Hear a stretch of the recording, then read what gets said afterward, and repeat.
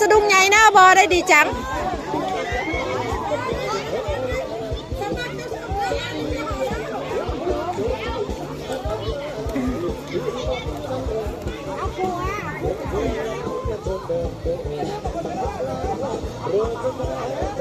โอ้บัดเดียวได้ซ้ำเลยบ่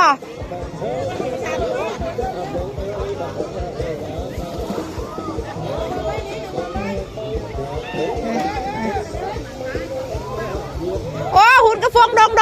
งอยู่ไอ้ป่าเขาหือเอาเนี่ยนะเขาหือเอาอันไม่มาอันนั้นดิอันว่าป่าเต้นจังวะว่าอยู่ตรงมุมวะว่าเขาห้องเอ๊อยู่วะอันนี้ก็อันเนี่ยฮักกระเซ็นน่ะเบิ้งวะเขาไปคุมเอาอยู่วะ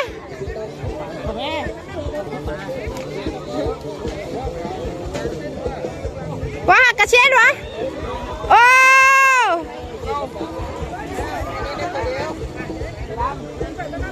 ปลาอะไรอ่ะปลาตะเพียนเหรอโอ้ตะเพียนตะเพียนตัวใหญ่อ่ะ